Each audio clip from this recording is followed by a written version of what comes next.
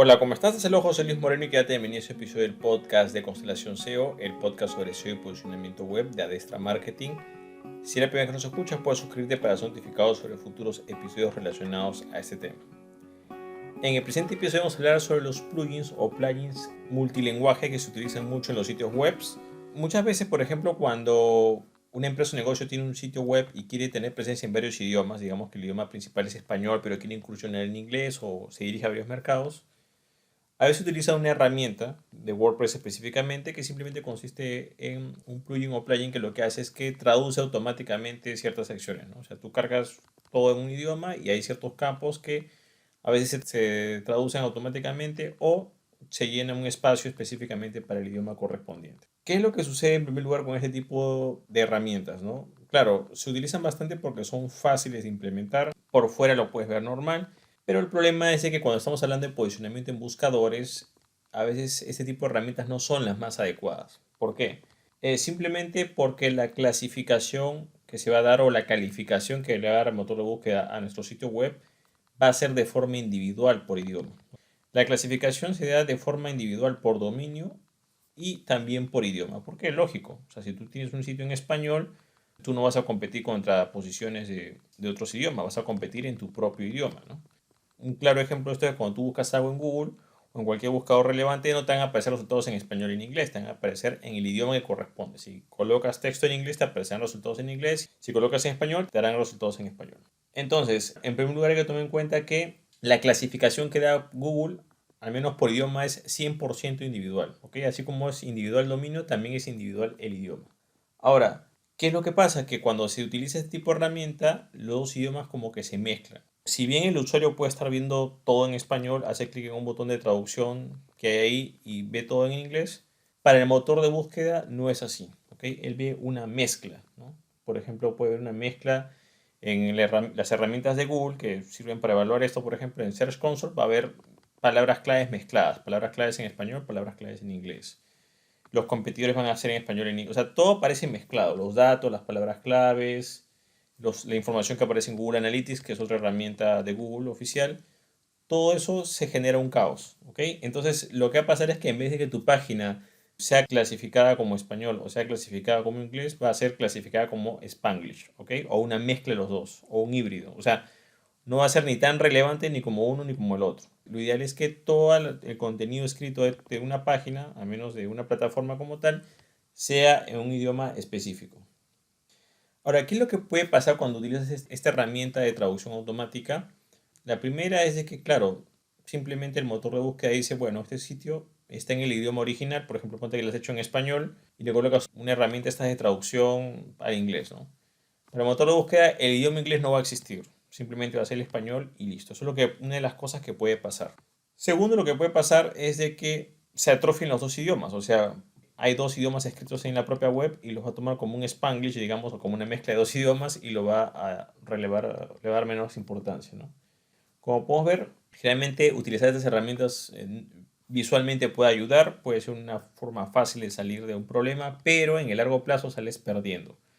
Porque en realidad en tema de posicionamiento en buscadores, para el motor de búsqueda tu sitio no está en ese idioma original, sino simplemente estás utilizando un plugin de traducción y ten en cuenta que él no solamente ve como un usuario, o sea, el usuario quizás lo puedes engañar y dice, bueno, ok, esto está en español, esto está en inglés, el usuario tiene la sensación que son dos sitios diferentes, ¿no? Pero en realidad el motor de búsqueda sabe que es un solo sitio y que simplemente es la misma plataforma y que estás haciendo simplemente esa traducción automática. Teniendo en cuenta que generalmente cuando son traducciones automáticas, las traducciones automáticas generalmente tienen bajo nivel de calidad. Es diferente que redactar todo, digamos, desde cero. Eso, digamos, es una desventaja si haces esa traducción automática.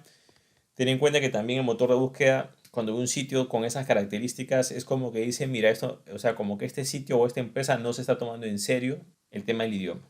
Si tú crees que tener presencia en otro idioma es simplemente traducir como botón de traducción o utilizar este tipo de caminos cortos, en realidad no estás tomando en serio el idioma.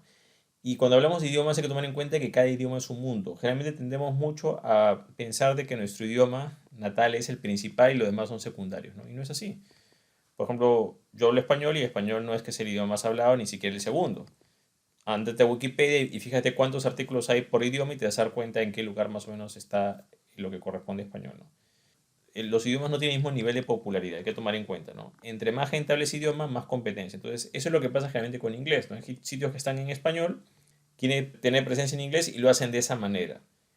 Y el problema es que en inglés tienes que ser más exigente porque es un medio mucho más competitivo. ¿Por qué? Simplemente porque hay más páginas en inglés, hay más contenidos en inglés. Entonces tienes que ser mejor y no es que, acá dice en inglés, bueno, como no lo conozco, traduzco ya y lo plugin de traducción, botón de traducción y listo. No, porque ya de por sí las búsquedas en inglés son bastante competitivas, mucho más competitivas que en español. Entonces no puedes pretender hacer un menor esfuerzo para poder posicionarte en un medio que es mucho más competitivo. ¿Cuál es lo ideal en estos casos? Bueno, lo ideal en estos casos es tener dos plataformas por cada idioma. Por ejemplo, si utilizas un WordPress, puedes tener en un dominio, digamos, no sé, pues tudominio.com está lo que es la parte en español, si el español es tu idioma base de tu negocio. Y en un subdominio que puede ser pues tudominio.com, diagonal en, por ejemplo, colocas la página en inglés. Claro, es un plugin de traducción también lo puede hacer, pero en este caso la idea es que cada uno tenga su propio, si estás usando WordPress, cada uno tenga su propio WordPress, ¿no? De tal manera que cada página tenga su propio Analytics separado, su propio Search Console, todas sus herramientas de medición separadas y cada una en su respectivo idioma. De esa manera, cada una de esas páginas o subpáginas sí se van a poder posicionar. Ten en cuenta que no se trata de lo que el usuario ve. O sea, el usuario puede ver y puede decir que, bueno, ok, este sitio está en español y en inglés, perfecto, pero para los motores de búsqueda es diferente, ¿no? ¿Cómo está hecho el sitio? ¿Cuál es el idioma oficial de ese sitio? Ahora, cuando digo idioma, no confundas de que no es el idioma con el que está hecho WordPress, no, o sea, es los contenidos escritos que se escriben ahí, en qué idioma están. Entonces, la solución es tener dos plataformas independientes, es lo ideal. Por supuesto que tú no es necesario que tengas en dos dominios, simplemente lo tienes en un dominio principal y el otro en subdominio, ¿no? O por ejemplo, si tu sitio principal es en inglés, bueno, tu dominio en inglés y un subdominio, colocas la palabra es.dominio o dominio.com diagonal es y ahí colocas la parte de español. Entonces, es algo muy necesario, sobre todo cuando tienes presencia en varios países y quieres tener en varios idiomas. Tienes que hacerlo de forma ordenada. Generalmente los problemas que hay de SEO en este aspecto son problemas de planteamiento. O sea, si partes con la idea de esta herramienta, este plugin multitraducción o multidioma, vas a empezar mal porque cuando quieras reestructurar todo vas a tener que rehacer todo de nuevo. Entonces, qué mejor que empezar bien o si todavía ya lo has hecho mal, bueno, pues estás a tiempo todavía de corregir para que precisamente pensando a futuro no tengas ese tipo de problemas. Ahora, vamos a ver algunos ejemplos porque esto quizás no tiene mucho sentido que mezcles los dos idiomas. Por ejemplo, cuando alguien te va a evaluar en cualquier aspecto de la vida, siempre te va a evaluar por el asunto de la evaluación, ¿no? O sea, por ejemplo, vamos a poner que tú quieres certificarte para hablar en lo que es inglés, ¿no? Y haces la certificación. Y hay por niveles, ¿no? A1, A2, B1, B2, etcétera, ¿no? Entonces, tú presentas el examen para, en este caso, para certificarte en idioma inglés, ¿ok? Ese examen que estás presentando lo presentas para el idioma inglés. Tú no puedes presentar el examen para idioma inglés y en el mismo examen colocar inglés y ruso. No. Tienes que presentar en tal caso los dos exámenes por separados y se te evaluará por separado. Si tú en un solo examen quieres que te validen los dos idiomas, lo más probable es que eso no se va a hacer porque precisamente cada idioma, cada examen tiene un objetivo específico. En este caso te va a evaluar inglés o te va a evaluar otro idioma. ¿Quieres evaluar de los dos? Perfecto. Bueno, tendrás que dar los dos exámenes por separado. Cada examen o cada profesor tiene su propio sistema y no puedes tú pretender mezclar las cosas. Entonces, vamos a poner otro ejemplo, ¿no?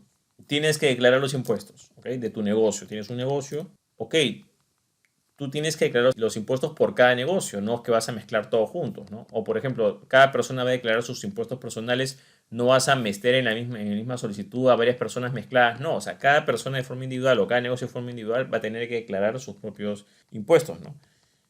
Por ejemplo, es igual, si tú viajas a otro país y quieres un pasaporte, una visa, bueno, ese pasaporte o visa se tramita por persona, no se tramita de forma grupal, no es que yo y mi esposa tenemos un solo pasaporte o una sola visa, no, es de forma individual. Siempre estas evaluaciones o estas calificaciones son individuales. Y creo que quizás el ejemplo más destacado es el ejemplo de los niños en el colegio, ¿no? Si tu hijo, tienes dos hijos en un colegio, uno está, digamos, no sé, pues tú no puedes pretender de que la calificación de uno le sume al otro, ¿no? O que uno vaya y el otro descanse, o que en vez de que los dos vayan al colegio, vayan uno solo y se repartan la nota. No. Cada calificación de cada niño es independiente.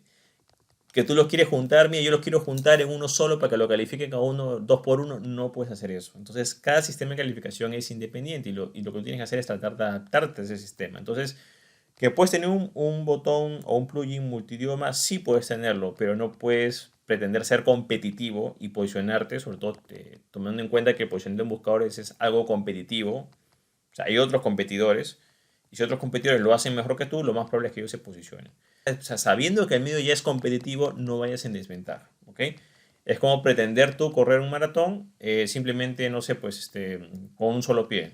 Tú mismo te estás obstaculizando para que puedas ser más competitivo. Entonces, en este caso, lo recomendable es de que puedas centrarte y de que puedas, digamos, utilizar el camino que te pueda dar más beneficios a futuro, que en este caso sería tener dos plataformas totalmente independientes. Bueno, es todo conmigo, espero que te haya gustado este episodio. Si te gustó, no te olvides hacer clic en me gusta, dejar tu comentario en la parte de abajo, compartir el episodio y por supuesto suscribirte al podcast.